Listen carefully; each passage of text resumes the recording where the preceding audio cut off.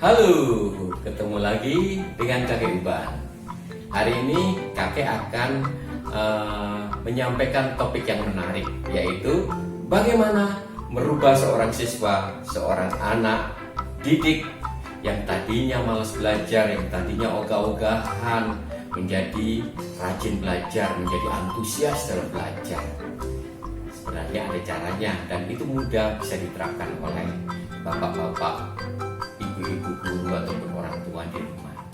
Oke, seperti apa topiknya, bahasanya? Kita ikuti. Topiknya adalah 7 menit yang ajaib. Oke, kita.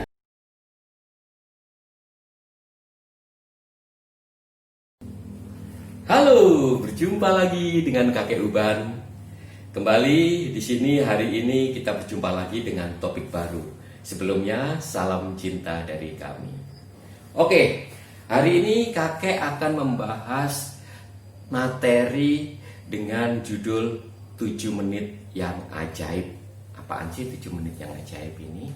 Sebelum dijelaskan oleh kakek 7 menit yang ajaib itu apa, pertama kakek mau bertanya nih kepada bapak ibu ataupun ibu guru, bapak guru di sekolah, kepada muridnya, kepada siswanya, pernah gak menekan siswanya, mengejar-ngejar siswanya untuk selalu mendapatkan nilai yang tinggi, untuk selalu mengharapkan anak atau siswanya memiliki ranking pertama dan berlomba-lomba supaya kelak nanti pada saat lulus sekolah, kuliah nanti bisa mendapatkan sekolah yang bagus, universitas yang yang andalan, yang terkenal seperti itu. Nah, kalau bapak dan ibu pernah melakukan itu atau bahkan sampai sekarang berharap anaknya selalu ranking nilainya tinggi, kelak mendapatkan sekolah yang favorit, berarti bapak atau ibu atau guru semuanya Anda adalah bagian yang membuat anak-anak kalian menjadi tertekan. Nah, problem inilah yang nggak pernah kita sadari. Padahal anak bisa diarahkan, anak bisa belajar dengan maksimal dengan tanpa tekanan. Pernah nggak kalian mengibaratkan sebagai anak didik pada saat diperlakukan seperti itu menjadi tertekan, menjadi stres? Nah, itulah yang terjadi pada kenyataannya. Jadi apa yang seharusnya sekarang bapak dan ibu lakukan kepada anak-anak Anda? Yang pertama harus dilakukan adalah buatlah anak-anak itu menjadi rileks, santai sebelum memulai pelajaran. Itu yang penting. Dan diharapkan para orang tua, para guru tidak hanya menjadi pengajar, melainkan juga menjadi pendidik. Karena itu beda. Perhatikan ya. Seorang pengajar hanya mengajarkan materi kurikulum yang ada agar diserap oleh muridnya. Sang guru tidak mau tahu apakah anaknya tertekan, stres dalam menerima mata pelajaran atau kurikulum tersebut. Tapi beda dengan pendidik. Seorang pendidik memiliki tanggung jawab yang lebih dari seorang pengajar. Pendidik berpikir bagaimana anak-anak ini bisa menerima pelajaran dengan baik, bisa menyerap apa yang disampaikan dengan baik. Dan si pendidik selalu berpikir apakah dari sisi psikologis anak-anak tidak tertekan, anak-anak senang, rileks dalam menerima materi pelajaran tersebut. Nah, untuk itu hari ini kakek akan memberikan topik yang tadi kembali disampaikan kepada semuanya 7 menit yang ajaib. Jadi yang dibutuhkan sekarang bagi orang tua dan guru adalah dibutuhkan metode yang mudah, sederhana, dan efektif. Untuk apa? Untuk membuat siswa termotivasi dan terinspirasi sebelum memulai pelajaran, baik itu di sekolah ataupun di rumah. Nah, seperti apa? Jadi, yang dibutuhkan oleh bapak ibu guru, bapak ibu siswa yang ada di rumah adalah mau menyisihkan waktu paling banyak 7 menit sebelum anak itu belajar, sebelum anak-anak menerima apa yang dinamakan pelajaran tadi. Nah, metode ini sebenarnya mirip dengan metode ice breaking. Jadi tujuannya adalah untuk memecahkan kebekuan. Dalam arti yang lebih luas adalah suatu aktivitas di dalam kegiatan yang dirancang untuk mencairkan suasana tegang, bosan, dan jenuh menjadi menyenangkan tentunya, sehingga siswa menjadi bergairah kembali untuk mengikuti kegiatan yang dijalani. Itu sangat penting sekali, karena kita orang tua, guru pun sebenarnya dalam hati juga tidak mau anaknya tertekan dalam menerima materi-materi yang disampaikan. Jadi tujuannya apa nih 7 menit yang ajaib itu? Kalau begitu, tujuannya adalah pertama-tama ini mengarahkan agar si otak anak ini berada pada gelombang alfa. Jadi si otak berada pada posisi tanpa tekanan, tanpa beban. Jadi anak merasakan suasana yang santai, rileks, menyenangkan. Itu pertama, itu dulu ya tujuan awalnya. Terus menjaga stabilitas kondisi fisik dan psikis si anak agar tetap segar dan nyaman dalam menyerap informasi. Tentunya pada saat anak sudah merasa rileks, tentunya pada saat menerima informasi pun anak akan dengan senang hati menyerap informasi itu. Anak dengan nyaman menerima informasi tersebut. Jadi kalau tujuannya sudah kita lengkapi, terus manfaatnya apa? Manfaatnya yang jelas terjadi proses penyampaian dan penyerapan secara optimal bahkan maksimal. Ya kan? Pada saat anak udah senang, otomatis materi yang dimasukkan ke dalam siswa tentunya akan bisa maksimal, bisa optimal karena anak senang menerima itu semuanya. Selain itu akan bisa menguatkan hubungan antara siswa dengan guru, antara anak dengan orang tua. Itu yang terpenting. Yang ketiga adalah tumbuhnya motivasi murid dalam proses di kelas atau di rumah pada saat mengerjakan pekerjaan rumah. Itu. Jadi tentunya ini sangat penting sekali. Terus bagaimana caranya membuka mengaplikasikan 7 menit yang ajaib itu?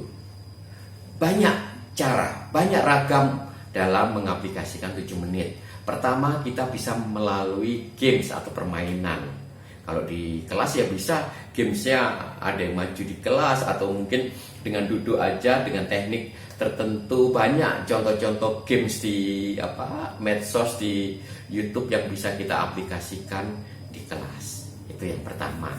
Yang kedua, bisa kita menyanyikan lagu atau menyanyikan gerak dan lagu, ya kan? Itu pasti tentu efektif. Misalkan pagi dengan gerakan sambil menyanyi, kalau kau suka hati tepuk tangan, seperti itu. Ibu guru, bapak guru atau orang tua di rumah bisa menciptakan lah ini gerak dan lagu ini. Banyak juga contohnya di medsos bisa diterapkan. Jadi kakek nggak perlu menjelaskan satu persatu karena orang tua sekarang, ibu guru, bapak guru sekarang lebih pintar. Oke? Terus berikutnya bisa lewat kalimat pembangkit semangat. Misalkan katakan tidak pada korupsi, say no to drug, pagi gembira, seperti itu. Pokoknya banyak sekali kalimat pembangkit atau yel-yel yang bisa disampaikan untuk membuat anak-anak menjadi terangsang, menjadi bersemangat. Apalagi di pagi hari nih ya, itu anak-anak semangatnya masih menyala-nyala, berapi-api. Nah, yang terakhir yang cukup penting adalah lewat storytelling, lewat cerita. Kenapa lewat storytelling atau lewat cerita? Karena dengan bercerita pada saat si orang tua atau guru mau menyampaikan cerita itu dengan bahasa yang menyenangkan, dengan mimik yang sesuai dengan cerita gerakan tubuh, anak-anak tentu akan senang sekali mendengarkannya. Terus materi apa yang harus disampaikan? Banyak. Nih, contohnya bisa misalkan kita bercerita hari ini temanya tentang misalkan orang-orang yang sukses, pengusaha sukses.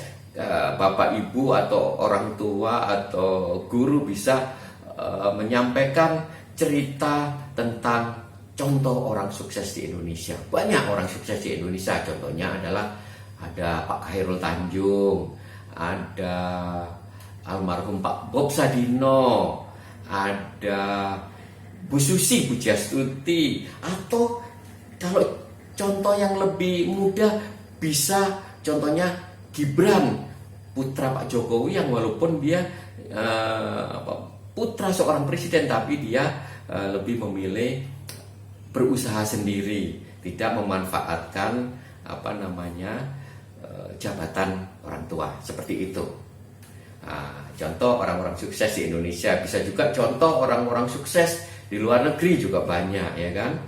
Nah, apabila nih ada contoh lain, apabila yang kita bahas adalah tentang matematika, fisika, IPA, yang lagi materi yang mau disampaikan, Bapak Ibu guru bisa bercerita tentang kisah sukses, misalkan kayak Einstein, ada Alpha Edison, ada Hawkins, banyak penemu-penemu ataupun orang-orang jenius di luar negeri sana yang memulai karirnya itu dari benar-benar dari nol, dari orang yang tidak punya, itu bisa diberikan contohnya. Jadi apapun, siapapun kalian, pada saat kalian memiliki keinginan yang kuat, kemauan yang keras, mau belajar, mau fokus, mau konsisten, siapapun bisa menjadi berhasil. Itu yang harus selalu ditekankan oleh Bapak dan Ibu semuanya. Terus apalagi ya? Banyak sih. Jadi contoh-contoh cerita yang bisa diberikan kepada siswa. Misalkan pelajarannya berkisah tentang misalkan astronomi, bagaimana kita bisa mengukur jauhnya bulan, mengukur jauhnya planet Mars dari bumi, jaraknya berapa. Kok bisa padahal kita belum pernah ke sana. Nah, disinilah anak-anak bisa diberikan dengan cara-cara yang menarik agar anak-anak tertarik. Ya nggak? Kalau bete ngasih penjelasannya ini, bisa juga Bapak Ibu kalau mau dengan gambar, ya kan, disiapkan dari rumah. Jadi si anak-anak akan menjadi terangsang untuk belajar. Oh, seperti itu cara menghitungnya, ternyata nggak sesulit yang dikira selama ini. Nah, begitu Bapak-bapak, Ibu-ibu, Ibu guru, Bapak guru semuanya, 7 menit yang ajaib. Coba dipraktekkan, baik itu di sekolah ataupun di rumah. Kita tunggu hasilnya. Kita nggak bisa gebiah uyah atau memukul rata semuanya hasilnya akan sama. Tidak, semuanya tergantung dari siswa. Oke? Jadi Bapak Ibu perlu misalkan memantau ya perkembangannya pada saat saya memberikan materi seperti ini. Oh, perkembangan anak-anak seperti ini. Oh, anak-anak lebih antusias kalau diberikan materi yang seperti ini. Oh, anak-anak lebih suka dengan games. Oh, anak-anak lebih suka dengan tanya jawab. Oh, anak-anak suka seperti itu. Bapak dan Ibu memantau perkembangannya, dan kalau misalkan ada kemajuan, berarti apa yang dilakukan Bapak Ibu guru semuanya itu sudah benar jalannya. Oke? Demikian obrolan kakek hari ini tentang 7 menit yang ajaib. Jangan lupa praktekkan. Dan satu lagi, biar YouTube kakek, channel YouTube kakek Dongeng Kakek Uban berkembang, jangan lupa ya di like, di share, dan di subscribe supaya channel ini berkembang dan banyak orang yang bisa mengambil hikmah dan pelajaran dari materi-materi yang kakek berikan. Oke, kita berjumpa lagi di channel Dongeng Kakek Uban.